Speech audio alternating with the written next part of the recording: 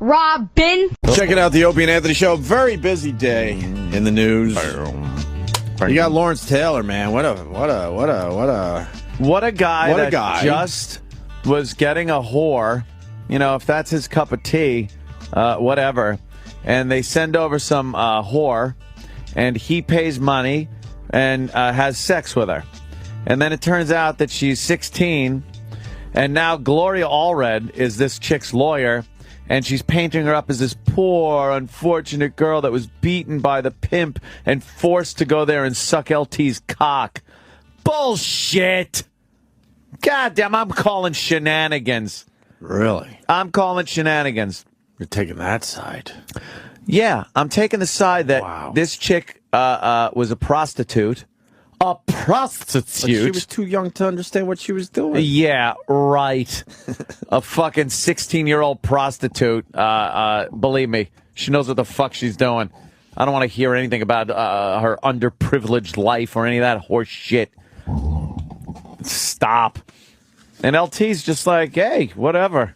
Now he's on the fucking sexual deviant list. Well, I have a comment on that. Shouldn't there be there should be degrees of the sex list? Sex offender, there are. There's 1, 2, and 3. Oh, there are? Yeah. Yeah, but 1, 2, and 3 means nothing. Shouldn't it be almost sex offender? Almost sex offender. Like he should be in the almost sex offender category because 16 is now pushing close to legal. Well, he's level 1, I think. Yeah, but level 1, that don't mean nothing to me. If I saw like someone in my neighborhood was an almost sex offender, then I'm thinking, okay, it was a teenager approaching being legal. Right. Because to me... And a prostitute, to boot. Yeah, because to me, sex offender means... what I'm thinking when they say sex offender... Yeah. Oh, LT did some horrible stuff to a baby. Yeah, went to a fucking nursery school and pulled his cock out or something. Right. So I want to suggest almost sex offender for Laurence Taylor. Almost sex offender. He's still a dirtbag, though, man. He's had a shitty life since...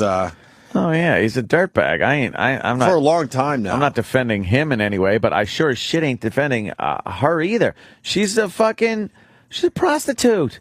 Sure. I don't give a fuck if you fucking call up a whore and they send up over some chick. What are you supposed to do? Ask her for proof? Ask her for fucking how old are you? No, you pay her money and you fuck her and that's what happens. Unless he was looking for something a little different.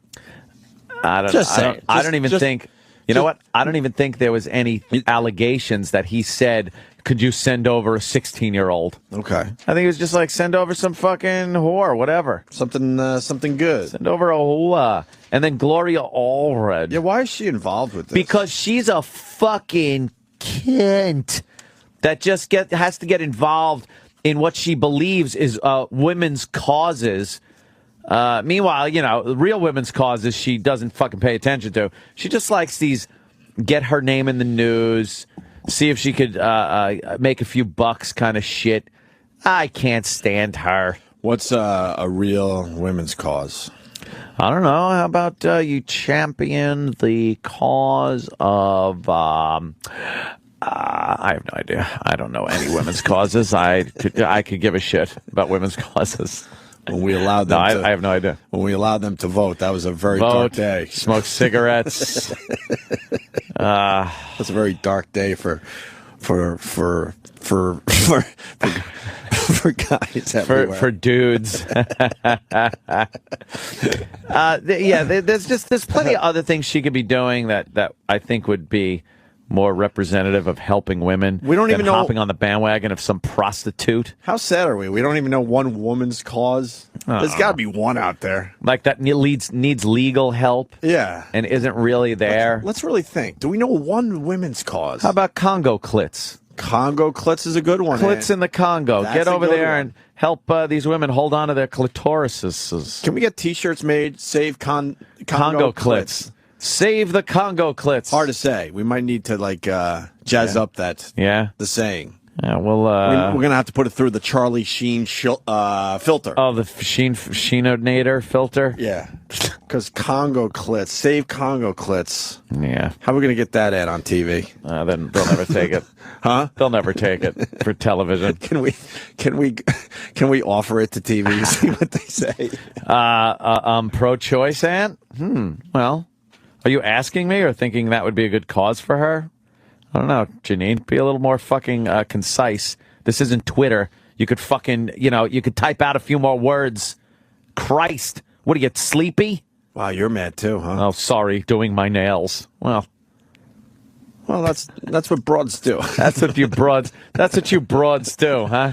While we're getting ready to bring home the real money, you broads are getting your nails done. Well, we're bringing home the bacon. That's right. You're cooking it up in a pan. Yeah, and doing your nails. Actually, they don't even cook it up in a pan anymore, these broads. No. They want too much.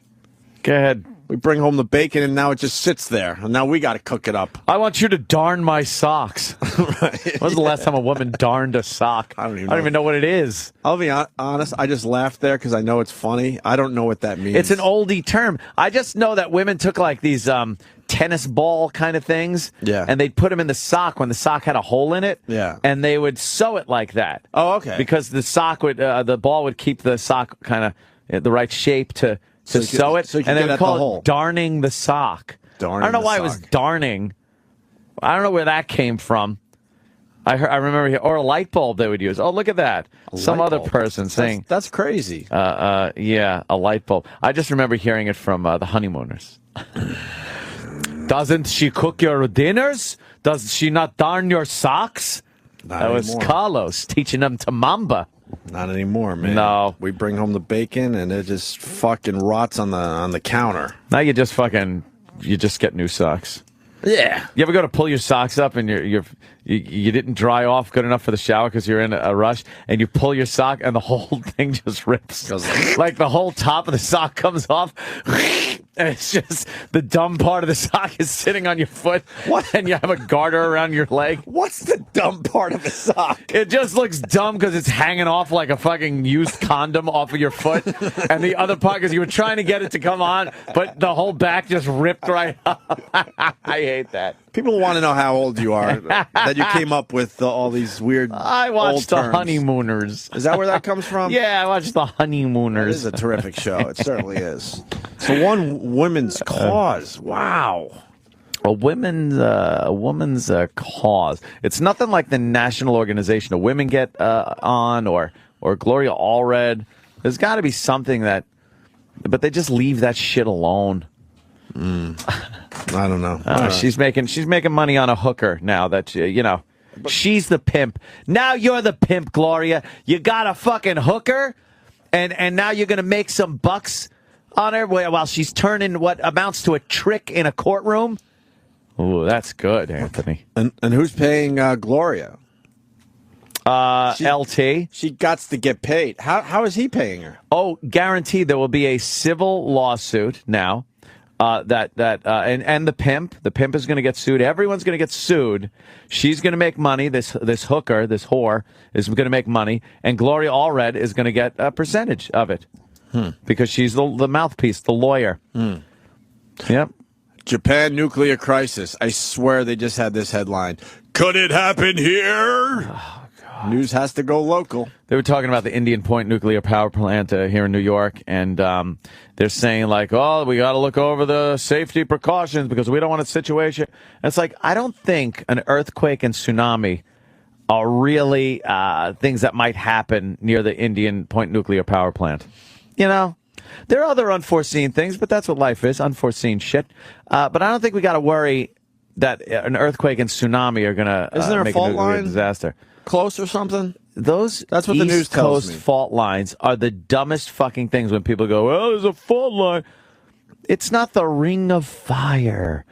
The Pacific is very fucking primitive. It's crazy. Ring of Fire. And they're crazy. And they're saying that San Francisco is due because of the Ring of Fire. Yes. Did you see that? Oh, yeah. See where you got the one in, where was the first one?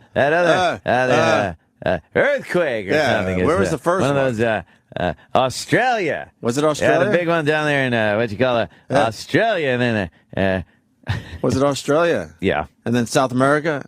And then Japan? It's going around? Yeah, it's going around. And now they're saying San Francisco's next. It's going around. I don't know about that. They are due for what they call the big one. But that's that whole fucking, the plates are moving like a motherfucker over there. It's all lava and shit. We ain't got no lava on the East Coast. But we... No lava.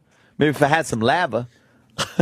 You know, the TV really scares you with the big ones. Yeah. But we just had a big one in Japan, and it sucks and all that, but we survived it. Japan didn't fall into the sea. We survived it. It sucks. Japan. It's a mess. Yeah. They got some shit to take care of now. Yeah. But when you watch these sci-fi shows and they talk about the big one, they're talking about like the whole city just sinks. You see California crack off of the United States and just fall into the ocean. Right. Yeah. Is that going to happen? I don't think so. I'll fix my chair. You leaving? I don't blame you. I'm out of here. I don't blame you. I just get up. I have to fix the chair. I hate when it's in all the way. I noticed the offices down the hall very dark today. Are they a little? Are they a little empty? Very Are people dark. not showing their face? They're very dark. Is Bob Edwards doing some show prep or something? I have to go talk to management. Dim the lights. Okay.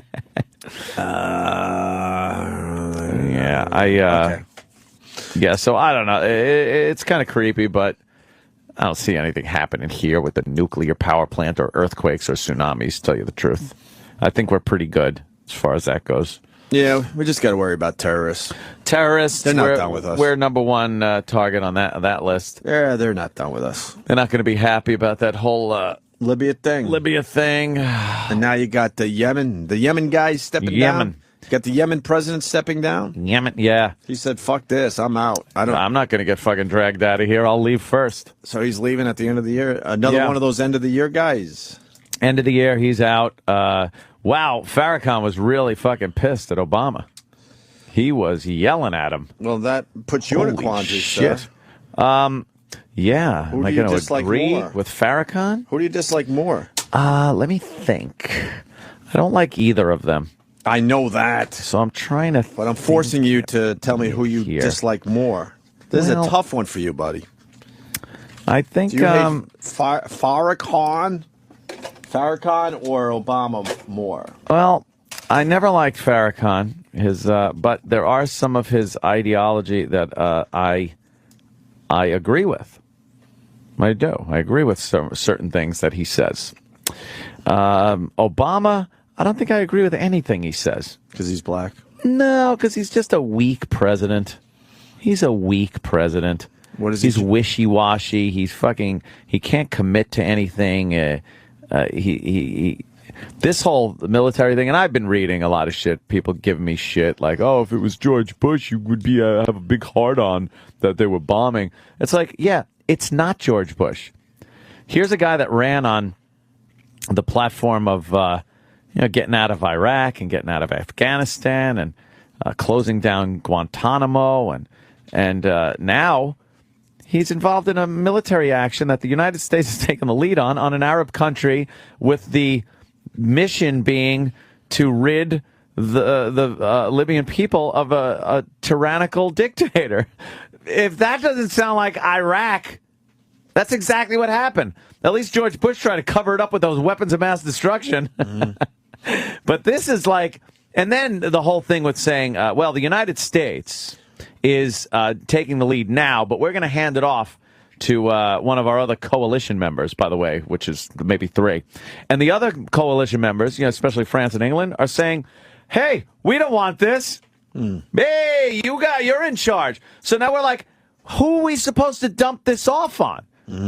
If England doesn't want to take the lead and France doesn't want to take the lead, we're kind of now stuck with being the head muckety-mucks here. And Obama, sorry, not a wartime consigliere. I don't see him as being a wartime president. Very wishy-washy, very which way the fucking wind's blowing, that's which way he goes, and not really committed to doing things like this. And I don't think he really knows what he's doing with this situation. That's my take on it. There you go. Yeah. I have nothing. I have nothing. That's just it. I'll tell you this much. I don't think he wants to be fighting any wars. No! Which kind of shows, I don't know. I think he gets a lot of pressure from other people. But he doesn't have he doesn't know how to make that stand where he goes, this is what needs to be done. This is what I'm fucking doing. He's like, kind of got pushed into this. Do you think the president has that type of power nowadays? If you're that type of president, you do. You think? You need to fucking rack some head in that Oval Office when you're talking to people, and I don't think he does it. I think he can be pushed around very easily. But he's a peace guy. I don't think he wants us to be in any of these places. So why are we? And that makes me think that he doesn't have as much power, or that particular office doesn't have that much power anymore. The office does. I think the office think it does? I really do think like it the does. Old days? With the right president when we're charge. Fighting the world wars. Look, when you have, whether you agree with it or not, when you had your Bush, your Cheney in there, they did a lot of shit that people did not like, didn't want done, but it got done. Mm-hmm. You know, Congress didn't want it done. A lot of people, especially toward the end. So you think the office still has, I think the office has the power, but I don't think if the person doesn't know how to wield that power, it's... Or negotiate around some things. Like, don't you think that the office has lost a lot of power since JFK? Oh, yeah. A lot of people think that's like the turning point where the president just didn't have as much power as the guys that came before him. Yeah, because is that true, you think? Public opinion started really mattering. And I don't mean public opinion as far as the illegal votes and things like that. I mean just the polls. They started paying attention to all that. And the press really started getting in there. And I'm not saying this is a bad thing either. I'm just saying this is the way it was. The press started getting in there and exposing a lot of things. And we held up every politician like they were infallible and trustworthy. And then the press started exposing people. And then you had Watergate, which made the presidency a complete joke. And now, you just hope you get a guy in there that is strong. America, without being the world police, because that's not a good thing. America has to still be a strong powerhouse in the world. Its leadership has to be very strong, and Obama does not have that. Never has, never fucking will. He's not a foreign policy president, and he's not absolutely not a wartime president. So he wants to enact all kinds of social programs and tax the fuck out of everybody and get the deficit up to $5 trillion. That's what he's good at. But as far as, leading as a strong, powerful American president and showing leadership in the world that is respected in the world, it ain't there. How many of the trillions is Obama responsible for? A lot of the trillions. A lot of the trillions? A lot of the trillions. You do know after Obama's gone, the trillions will continue to go up, right? Well, there were a lot of trillions. I'll even give Clinton credit. There was a lot of money in the deficit before Clinton, and Clinton was able to clean that shit right up. Had a surplus. Cleaned up some of that shit. Had a surplus. And then GW came in, and he chalked up quite a fucking deficit. But you gotta look at the situation. We were fucked. Nobody was saying let's not spend money on defense and anti-terrorism and intelligence around the world. We spent like motherfuckers because we had our homeland was literally bombed for the first time. So yeah, the cost of wars and military actions and stuff like that. Yeah, it rang up a hell of a tally. But to then just build on top of that by trillions of dollars and still blame it on the last guy is ridiculous. Ridiculous. No, I don't know why I don't like talking politics. Why? And that's why I won't go on Sean Hannity. You were right when you told him that. Oh no. Why? It's kind of like the Yankees and the Red Sox. Oh, I know. Yeah, you're not changing anyone's mind. And I just can't argue. I can't argue with anyone that doesn't want to listen. That is never gonna listen. And that's why I find it entertaining to watch people do it, and you're certainly very, very good at it.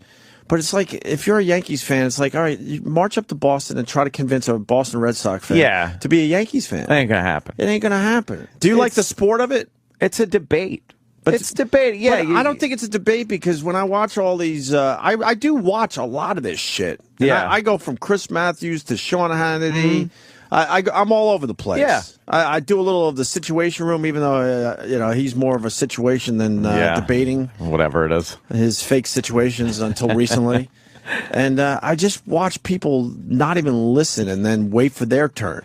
Yeah, that's usually what happens. And that would drive me nuts. But I just like getting my own opinions out there, and it's kind of cool to have like when you're on Hannity, forums where you can do that. When you're on Hannity, you completely understand when he has the lib on with you. Oh, yeah. You completely understand that she's not going to listen to a word you're saying, right? No. And vice versa, right? No, they just need that foil. They need the two people going at it. Right. If everyone just sits there and agrees with each other, it becomes like, oh, I get it. So you need that that liberal in there with the conservative, the gay guy with the anti-gay guy. Yeah, God bless you. I just can't do it. I like doing it. I like being able to can't do this. This is what I'm about. This is what I believe in, and this is my point. And and we have the forum here on radio. The two and sides TV. work together a little bit. It can't happen ever, right? It really can't. I don't know if it ever really did. Was there a time it did? You think? I think at a time it worked better. I think people were a little more into the interest of the country than the interest of themselves, maybe.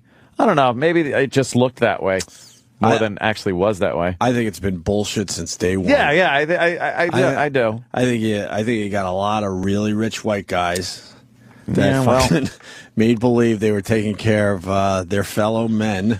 Well, and they had their own interest. Yeah, the black guys got their own issues. Believe me. Look at Charlie Rangel, fucking with impunity, just skips his taxes. The head of the fucking Ways and Means Committee, and that motherfucker wasn't paying his taxes, and he skates and wins overwhelmingly in his dumb district with his dumb fucking constituency, voting for his dumb crooked fucking ass. I hate it. And then you got Chicago, which is a wreck. Because of all that Chicago, good old fucking little gang that they got over there. Detroit. Have you seen what's happening in Detroit? Lowest population since 1910 or something? They are leaving like rats, leaving a sinking ship. I was just reading All that's left there is criminal elements. Criminal elements. Well, that just happens to our cities over time. Why? No jobs because the automotive industry left. Well, that would fuck up Detroit. That would fuck up a city like Detroit. That's true. But you know something? There was a time when shipping was really important. If you go down like the coast from like Buffalo, and then you kind of go south along the water, there's all these old factories and mills, and Buffalo was a happening city. But things turned and changed and pretty much killed that city. So, see, I'm thinking there are other... Like Detroit's supposed to survive with the auto industry taking a shit? So when one industry dies, instead of, invention and innovation and building up Detroit to be something else, why did Detroit have to be Motor City forever?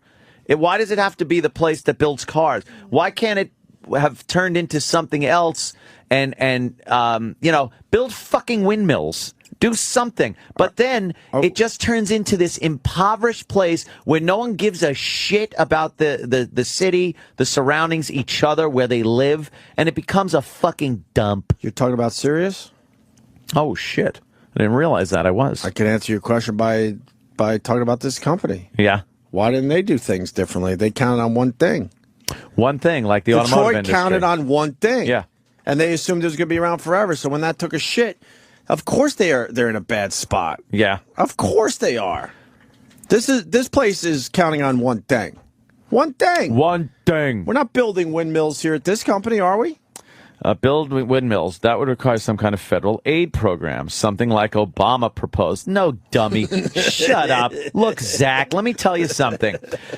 When invention and industry was happening in the old days, I'll call it, they didn't ask for government handouts to fucking subsidize their shit for the most part.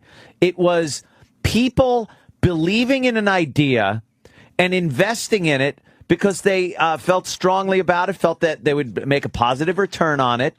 And it was some kind of gizmo or gadget that was good for the country and good for employment. And it would build cities. Cities were built around these industries that popped up because we were very crafty, the Americans, very clever and could build things and produce and export. And then it just turned to shit. And then once one industry died, the whole fucking area died because no one came up with something new. There's a bunch of cities we could get a list going where they just went away because that industry died. Yeah, the industry died. And that's what's going to happen to Detroit. Why would they think of another industry? Why? I don't know. The car thing seemed like something that would be around forever, and they were doing very well with that. Yep. But then everyone left except for people that really aren't building things. Well, that's when they're destroying things. That's when the zombies take over. The zombies take over. Detroit is the closest to becoming zombie invasion. You're right. They're the closest. Who's second? You think? If you're Camden. Camden. Camden's did pretty they good. ever have an industry? Probably years I bet you ago. they did, what though. did Camden have? Because they're right on the river, right? Years ago. So they're probably one of those. I bet you if we looked up Camden, please do that, Danny. I bet you they were a happening little city. Yep. And then whatever industry it was went away, and that was it. That's what happens in America. That's what happens. I'm telling you, man. You take a drive, like I said, down the shore. Outside of Buffalo, you'll see this shit. Yeah. And these little towns south of Buffalo were happening in the turn of the century or whenever the fuck. Industrial history of Camden. Yeah, tell me when Camden was happening. Well, and for what reason? From 1901 through 1929, Camden was headquarters for the Victor Talking Machine Company. The Victor! The old Victrola. I'm on my way, I'm gonna stay, I'm going Hollywood. What? Is that what would happen? Yeah, because those things never worked. Well, it was a start, though. Yeah. We had to start somewhere. But that was the headquarters of the Victrola. Back in the day. Victrola. Sure. From Back what year in the to day. what year? That was RCA from 1901 to 29. That means right around 25, the bottom fell out. But hang and on, They, and they try to hang in there for another 3 or 4 years. Oh, wait a minute. Oh, yes, Also, yes, from 1899 to 1967, so that's a pretty good run, Camden was home of the New York Shipbuilding Corporation. See, that's what I'm talking about. Shipbuilding Corporation. That's 70 years. So you got to think Camden did really well during that period. Sure. I bet you there were a lot of people with a lot of money in Camden. Probably. Old money bags. And then we don't need the shipping as much as we used to. So that area dies. And why didn't they start thinking of something else then, Ant? Harumph, I'm in the head of the New York Shipping Corporation here in Camden. Harumph. And then they didn't think of anything else? Well, it says at Camden's peak, there was 10,000 workers employed at RCA, with another 40,000 at the New York shipbuilders. Wow. And then by 69, I guess all that fell apart. So since 69, Camden has been losing jobs and residents for a quarter century, due in large part to urban decay, highway construction, and racial tensions. Wait, what do you mean since 69? 1869? No, 1969. Wait, what was the shipbuilding? From what to what? I got From confused. 1899 Oh, it was 1899. through 1967. To 67. fuck, man, so the USS Indianapolis was built there. So Wow, how about that? So in the 60s, Ant, that place was still happening. Yeah, during now the it's Vietnam a War, I guess. shithole. Now it's just a shithole. Well, People racial were proud tensions. People were proud to live there. I'm sure for a while. Oh, I'm sure they were very proud. And that's what they go to work. And that's what's happening to Detroit. They didn't have anything to fall back on. Yes. Here it is, the wonder of Camden. The wonder of Camden, New Jersey. Look at that. There goes another ship, bound for the Huns in Germany. Go get 'em, boys. And here's the Camden nightlife. Tripping the light fantastic at the many wonderful clubs full of white people. Listen to the tunes made in this factory, the RCA Victor factory. Look at all the people working. There you go. Spin the record. Play a tune. Let's dance. Camden, one of the golden cities of America. The sparks flying at the shipyard, showing that another big ship going out to help our boys battle the Japs.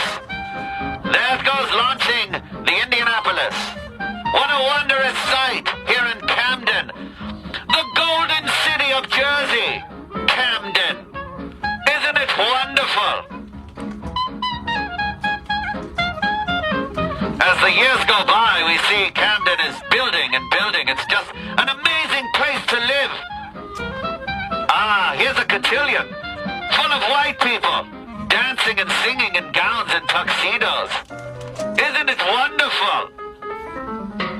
Uh-oh. Wait, what's this? I haven't seen one of these before. I wonder what's happening to lovely Camden. Well, one factory shut down, but that's okay. You can guarantee another will pop up in its place in no time. Hey, what the hell is this? You said you weren't selling to those people. Wait a minute. The house next door to me was sold to... Hey, Camden! You want to go in a time machine and fast forward a little bit? Let us fast forward a little bit and take a look in our time machine at Camden now. Struggle, you know what I'm saying? Oh, my dear Lord! Holy shit cakes! Get the police! Get me back to the 30s!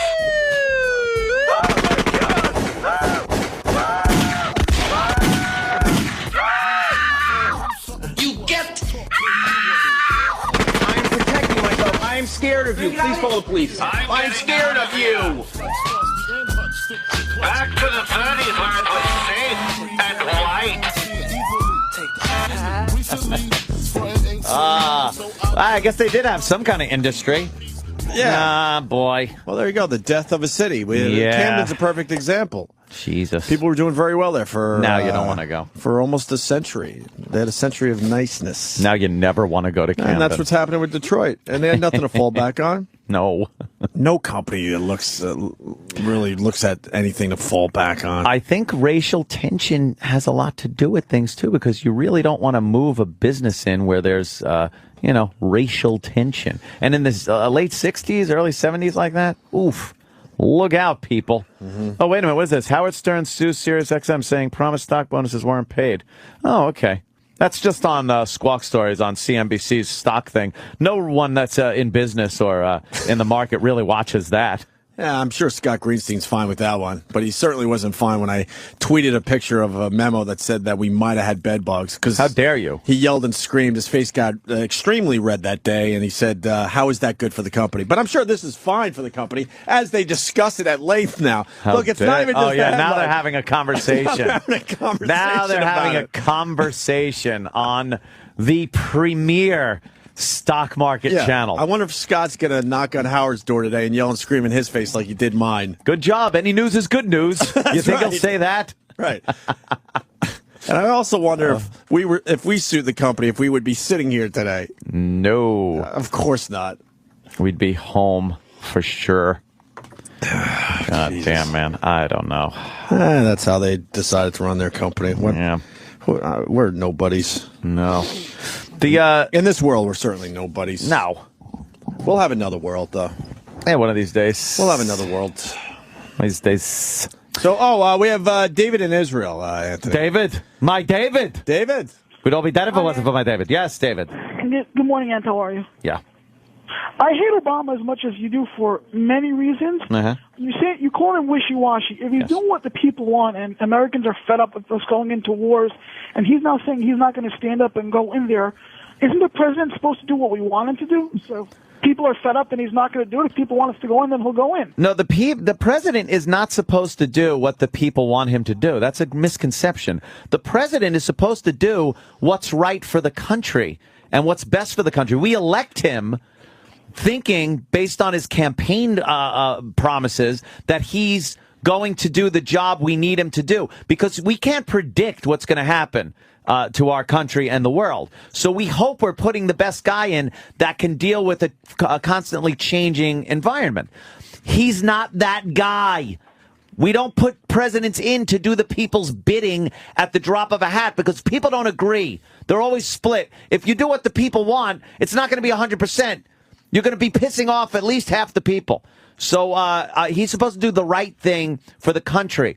What is right for the country, regardless of what he decides, is strong leadership. He don't have it. Oh, no, I agree. But if what's the point of voting? Just put in a dictator that's going to do the best for everybody. No. Vote for him based on what they think he's going to do. They think he's going to do a good job, right? And based on what they want. No. You think they're voting for him based on his policy, based on what he says he's going to do, and they like what he says, and he's doing it what the people want. No, you would think because then who would ever have voted for an income tax? Do you think when they first got income tax, people were like, all right, I'm glad I voted this guy in. This is great. No, it's for the best of the country. They did it. What? Before they started ripping us off in the beginning, taxes, it makes sense. I'm sure the people didn't like it when it was first enacted, my friend. I'm sure they all didn't like it. Hey, we're going to start taking a skim off of your fucking money. You like that? Yeah. No, they didn't like it. But it was something that the president and Congress and everybody that was elected had to enact for the greater good of the country. Now, I'm saying, regardless, going into Libya, not going into Libya, either way, it doesn't fucking matter. He's not a strong leader on the international front. If he wants to, push around Americans and force them into having the government up their fucking ass at every turn, he's great at that. I'll give him that one.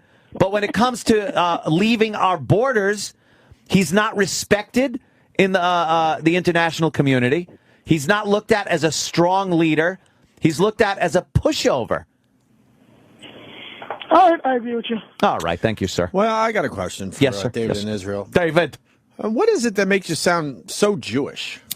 There is almost a Jewish twang to his voice. I don't understand that. It's that Israel thing. What makes you sound so Jewish, David? Can you answer that? Opie, you got me once. I'm not falling for it again. No, I'm not hanging up on you. I really want to know. What was that? Because I go down to my my B&H store there. Yeah. And man, they know how to sound real Jewish in there, too. Do they? What is it, though? They're not accepts. That's the language of the Jews. There is kind of a thing. Yeah. That is, what is almost a Jackie Mason. Do you got an extra part somewhere in your... extra part? Shecky. Do you got an extra part? Jimmy the Greek, that was it. Yeah. Do you got an extra little something in your vocal cords? See, what the Jew has is an extra bone in their jaw so they could talk more about bargains. All right, Jimmy the Greek. All right, live from Israel, David.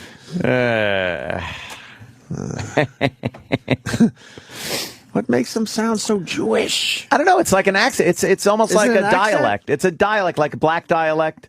Yeah. Jewish people have a dialect. Italians, like hardcore. You go to fucking Brooklyn and talk to Italians there. They got that whole fucking, hey, what's going on thing. Yeah. It's just a dialect, yeah. People have them. I don't understand so much. You can't really comment on it, though, because it comes off as being insensitive, racist, and kind of, like you're pointing out something that is right in front of your face, yet you shouldn't point it out. You didn't sound like a Jewy Jew. You absolutely did. Ooh. My David. We made fun of the Asians and the Jews. Asians, so far. Jews. And the blacks. Blacks. Well, that could just... And the blacks. You could actually just put that as a sticky every day. Oh, really? The blacks? Yeah, put it up as a sticky. That's what people think anyway. They think I'm a hardcore raging racist that just can't stop railing against the black community. Meaning they're not sure yet? Some of them aren't. Yeah, I think. Jim Florentine's going to join the show next. It's been a while. Yes. And of course, I call him J-Flo. J-Flo. Yeah. He should go with that. And Jim Norton, of course, not here because he's being a big star. A big star doing a Tonight Show. And what's he doing? What other show is he doing? One of them Chelsea shows? Oh, Chelsea Handler. Yeah? Mm-hmm. Doing the Chelsea Handler? I think maybe today he's doing Chelsea Handler. It's with Liv Tyler.